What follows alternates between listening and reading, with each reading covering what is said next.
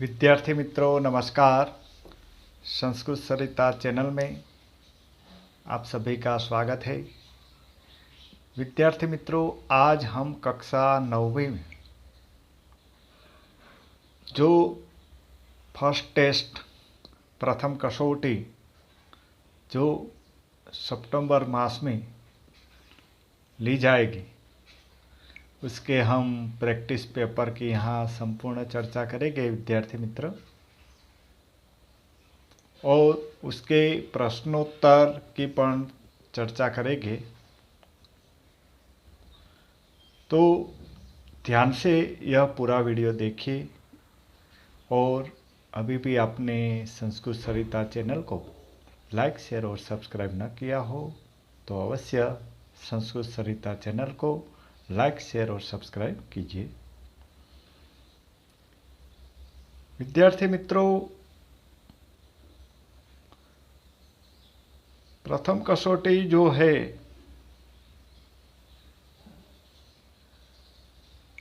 हिंदी कक्षा 9वीं, वह 50 मार्क्स की होगी। उसमें 4 विभाग होंगे: गद्य विभाग, पद्य विभाग, व्याकरण विभाग और लेखन विभाग। विभाग ए पद्य विभाग, गद्य विभाग, और गद्य विभाग में जो पहला प्रश्न है विद्यार्थी मित्रों, निम्नलिखित रिक्त स्थानों की पूर्ति कीजिए। उसमें पहला है, बुराई में रस लेना खाली जगह बात है, तो उसका उत्तर आएगा बुरी बात है।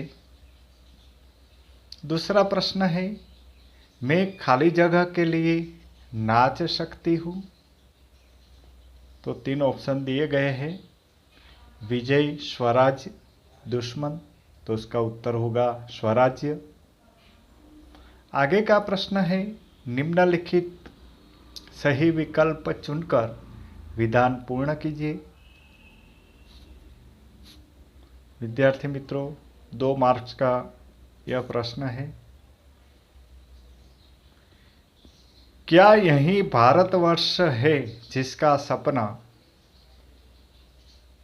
ए रविंद्रनाथ ठाकुर ने देखा था, बी आम लोगों ने देखा था, और सी तिलक और गांधी ने देखा था? तो उसका उत्तर हो जाएगा विद्यार्थी मित्रों, तिलक और गांधी ने देखा था। चौथा प्रश्न है, अवसर मिले तो दिखा दूं कि खाली जगह। मंत्री कैसा होता है, न्याय किसे कहते हैं, अपराधी को कैसे पकड़ा जाए? तो उसका उत्तर हो जाएगा ऑप्शन बी, न्याय किसे कहते हैं। आगे का प्रश्न है विद्यार्थी मित्रों, निम्नलिखित प्रश्नों के उत्तर एक एक वाक्य में लिखिए। यहाँ हमें एक एक वाक्य में उत्तर लिखना है विद्यार्थी मित्रों। 5वां प्रश्न है, सम्राट अशोक ने शिशुपाल को राजमुद्रा क्यों दी? सम्राट अशोक ने शिशुपाल को राजमुद्रा, तो उसका उत्तर हो जाएगा विद्यार्थी मित्रों, सम्राट अशोक ने शिशुपाल को न्याय मंत्री के पद पर नियुक्त करने के रूप में राजमुद्रा दी। सम्राट अशोक ने शिशुपाल को न्याय मंत्री के पद पर नियुक्त करने के रूप में राजमुद्रा दी। अगला प्रश्न है विद्यार्थी मित्रों, भारतवर्ष ने किसको अधिक महत्व नहीं दिया है? तो उसका उत्तर हो जाएगा, भारतवर्ष ने भौतिक वस्तुओं के संग्रह को अधिक महत्व नहीं दिया है। भारतवर्ष ने भौतिक वस्तुओं के संग्रह को अधिक महत्व नहीं दिया है। अगला प्रश्न है विद्यार्थी मित्रों, प्रश्न नंबर 7, जिसमें हमें निम्नलिखित प्रश्नों के उत्तर 2-3 वाक्य में लिखिए। यहाँ हमें 2-3 वाक्य में उत्तर लिखना है। उसमें है पहला, लेखक क्या देखकर हताश हो जाना उचित नहीं मानते? लेखक क्या देखकर हताश हो जाना उचित नहीं मानते? तो उसका उत्तर हो जाएगा विद्यार्थी मित्रों प्रश्न नंबर 7 का लेखक कहते हैं कि आजकल ईमानदारी और परिश्रम के बदले झूठ और फरेब का बाजार गर्म है। ऊपरी दिखाई देने वाली इस मनुष्य निर्मित स्थिति से लेकर लेखक हताश हो जाना उचित नहीं मानते। अगला प्रश्न है प्रश्न नंबर 8। बाबा गंगादास ने रानी लक्ष्मीबाई से क्या कहा था? तो उसका उत्तर है बाबा गंगादास ने रानी लक्ष्मीबाई से कहा था कि समाज में छुआछूत, ऊंच नीच और विलासप्रियता के होते हुए हमें स्वराज नहीं मिलता। स्वराज केवल सेवा, तपस्या और बलिदान से ही मिल सकता है। अगला प्रश्न है निम्नलिखित प्रश्नों के उत्तर 4-5-6 वाक्यों में लिखिए। यहाँ में 5-6 वाक्यों में उत्तर लिखना है। 9वां प्रश्न, सम्राट अशोक ने न्याय मंत्री की खोज कैसे की? तो उसका उत्तर हो जाएगा विद्यार्थी मित्रों, अपने राज्य को अपराध मुक्त करने के लिए सम्राट अशोक को एक सुयोग्य न्याय मंत्री की आवश्यकता थी। न्याय मंत्री की खोज के लिए उन्होंने एक परदेशी नवयुवक का वेश धारण किया। घूमते घूमते वे ब्राह्मण शिशुपाल के यहाँ पहुँचे। शिशुपाल न्याय प्रेमी था।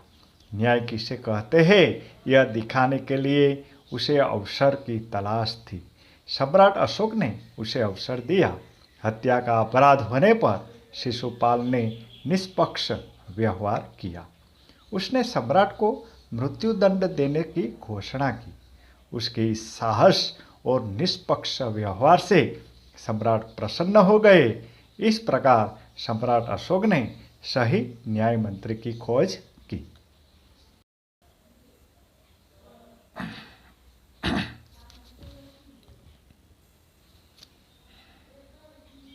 अगला प्रश्न है विद्यार्थी मित्रों,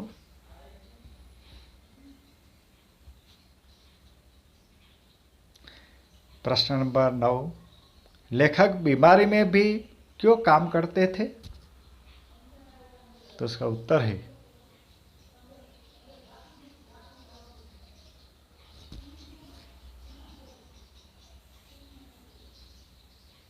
लेखक की आर्थिक स्थिति अच्छी नहीं थी। घर का खर्च निकालने के लिए स्कूल में पढ़ाते थे और ट्यूशन करते थे। आराम करने से वे यह दोनों काम नहीं कर सकते थे। बिना आमदनी के घर कैसे चलता? छोटे भाई शालिग्राम की आमदनी भी अधिक नहीं थी। महंगी दवाई भी उनके लिए सिर दर्द थी। इसलिए मजबूरी में आमदनी पाने के लिए बीमारी में भी लेखक काम करते थे। उसके बाद विद्यार्थी मित्रों विभाग भी पद्य विभाग है और पद्य विभाग में पहला प्रश्न है निम्नलिखित रिक्त स्थानों की पूर्ति कीजिए। यहाँ में रिक्त स्थानों की पूर्ति करनी है विद्यार्थी मित्रों। उसमें पहला है 10वां प्रश्न, प्रासादों के कनकाभ शिखर होते खाली जगह के ही घर। तो यहाँ में 2 ऑप्शन दिया गया है, गरुड़ो और कबूतर। तो उसमें उत्तर हो जाएगा कबूतरों। खाली जगह में उत्तर आएगा कबूतरों।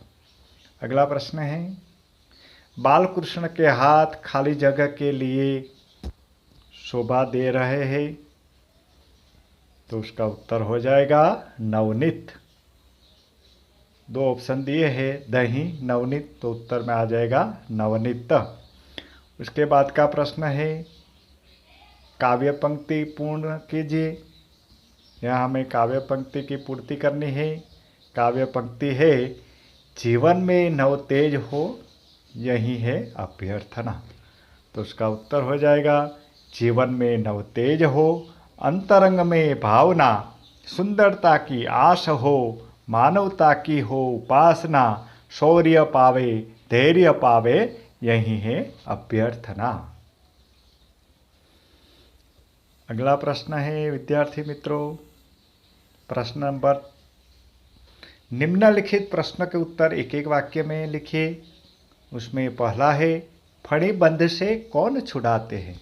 तो उत्तर हो जाएगा 13वां प्रश्न का, फणी बंध से गरुड़ जैसे साहसी और वीर पुरुष ही छुड़ाते हैं। गरुड़ जैसे साहसी और वीर पुरुष ही छुड़ाते हैं। अगला प्रश्न है 14वां प्रश्न, कवि कैसी मनोकामना चाहते हैं? तो उसका उत्तर है, दुखी लोगों दुखों से मुक्त हो ऐसी मनोकामना कवि चाहते हैं। अगला प्रश्न है, 2-3 वाक्यों में उत्तर दीजिए। उसमें 15वां प्रश्न, वैभव से क्या क्या प्राप्त होता है? वैभव से मनुष्य को ढेर सारी चिंताएं और थोड़ी सी हंसी खुशी प्राप्त होती है। इसके अतिरिक्त उसे चमक दमक दिखाने का अवसर और क्षणिक भोग विलास प्राप्त होता है। अगला प्रश्न है 16वां प्रश्न, सूरदास ने किस प्यासे को दुर्मति कहा है? उत्तर है 16वें प्रश्न का, गंगा नदी के जल से शुद्ध और पवित्र अन्य कोई जल नहीं है। जो प्यासा व्यक्ति उसे छोड़कर अपनी प्यास बुझाने के लिए कुआं खुदवाए उसे सूरदास जी ने दुर्मति कहा है।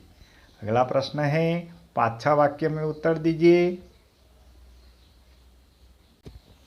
प्रश्न नंबर 17वां प्रश्न है, 5-6 वाक्यों में उत्तर दीजिए। प्रश्न नंबर 17वें,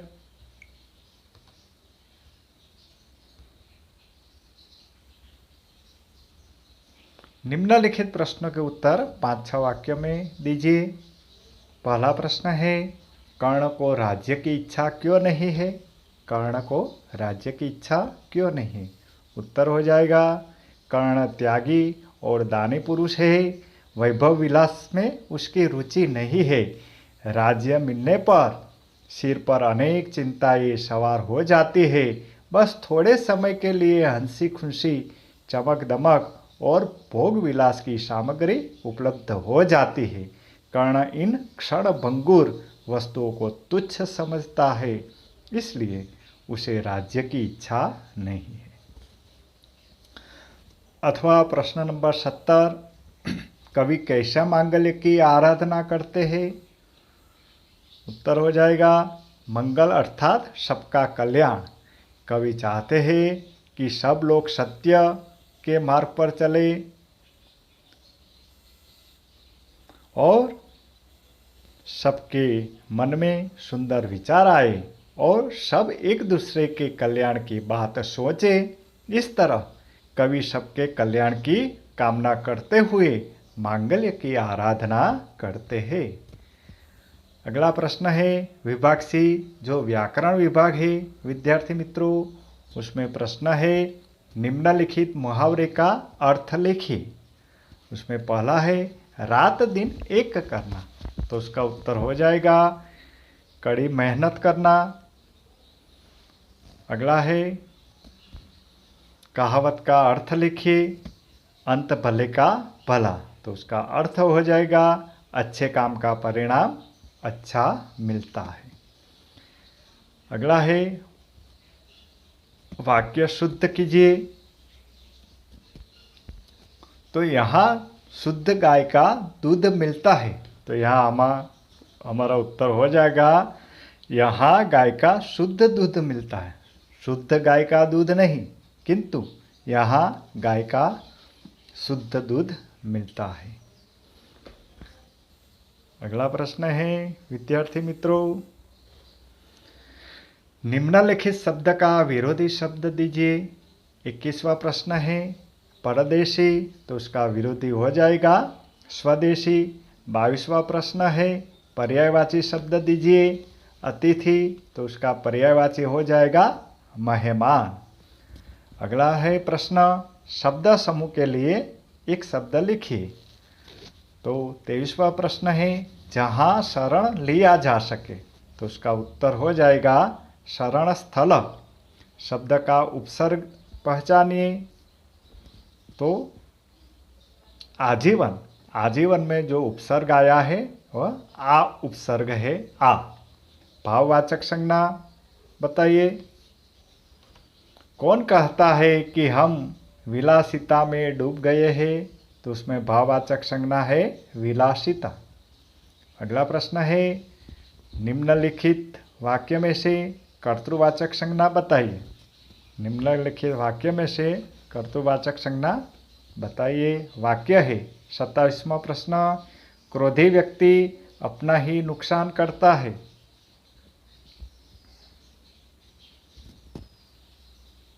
तो उसमें कर्तृवाचक संज्ञा हो जाएगी क्रोधी।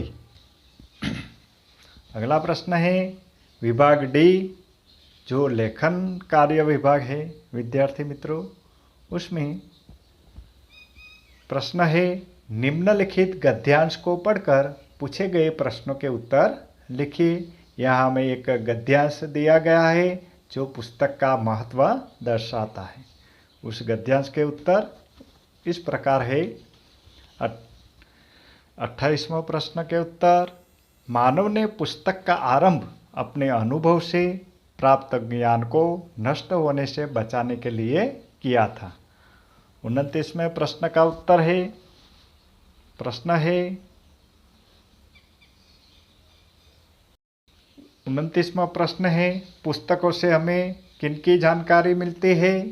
तो इसका उत्तर हो जाएगा, पुस्तकों से हमें प्राचीन वीरों, महात्माओं, ऋषियों, नाटककारों तथा कवियों आदि की जानकारी मिलती है। 30वां प्रश्न है, विकास के आदिकाल में ज्ञान संग्रह के कौन से साधन थे? तो उत्तर हो जाएगा, विकास के आदिकाल में पत्ते, ताड़पत्र, कांस्यपत्र आदि ज्ञान संग्रह के साधन थे। अगला प्रश्न है विद्यार्थी मित्रों, लेखन विभाग में अगला प्रश्न है,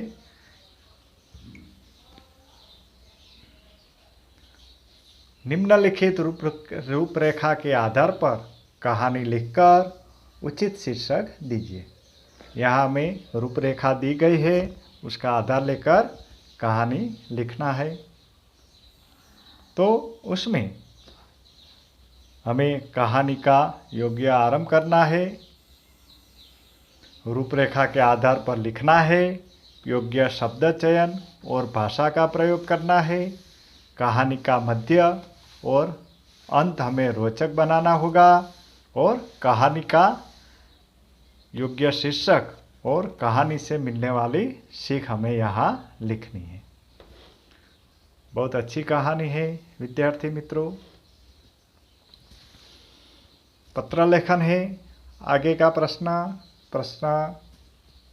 31, निम्नलिखित सूचना के अनुसार पत्र लिखिए। 15वां तृप्ति सदन, गांधी रोड, राजकोट से अरुणा अपनी सखी गीता को राष्ट्रभाषा हिंदी का महत्व समझाते हुए पत्र लिखती है। तो पत्र लेखन में हमें यही बात ध्यान में रखनी होगी विद्यार्थी मित्रों, ये दाहिने कोने पर हमें सही पता और दिनांक लिखना है, भाई और संबोधन और अभिवादन करना है, विषय के अनुरूप पत्र का मध्य भाग लिखना है, भाषा में शुद्ध और सरल और स्पष्ट होनी चाहिए और अंत में दाहिने कोने पर समाप्ति शब्द और हस्ताक्षर लिखना चाहिए। अगला प्रश्न है विद्यार्थी मित्रों, निम्नलिखित सूचना के अनुसार निम्नलिखित विषयों में से किसी एक विषय पर 100 शब्दों में निबंध लिखिए। यहाँ हमें एक विषय पर 100 शब्दों में निबंध लिखना है। उसमें 29वां है, मेरा देश। तो परिचय, प्राकृतिक शोभा, इतिहास, सभ्यता, संस्कृति, महापुरुष, देश के दर्शनीय स्थान, उज्जवल भविष्य देश का। इसके आधार पर हमें मेरा देश निबंध लिखना है।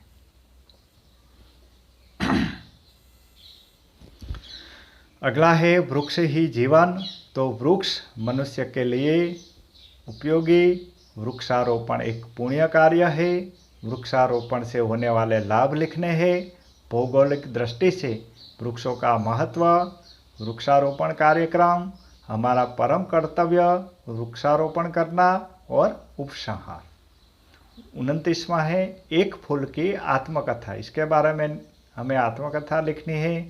तो जन्म और बचपन, सुगंध और सुंदरता का जादू, भगवान के सिर पर, वर्तमान दशा पुष्प की, और अंतिम इच्छा। पुष्प की अंतिम इच्छा क्या है फूल की, यह लिखना है। तो निबंध लेखन के बारे में विद्यार्थी मित्रों, हमें आकर्षक विषय से संबंधित निबंध का प्रारंभ करना होगा। मध्य भाग में विषय की चर्चा करनी होगी। प्रभावशाली और छोटा निबंध लिखना है। निबंध की भाषा व्याकरण और वर्तनी की दृष्टि से शुद्ध होनी चाहिए। 5 या 6 परिच्छद और पुनरावृत्ति नहीं होनी चाहिए। निबंध की लिखावट स्वच्छ और सुंदर होनी चाहिए। वाक्य सरल, स्पष्ट, परिचित शब्दों का प्रयोग, उचित विराम चिन्हों का भी हमें यहाँ ख्याल रखना है।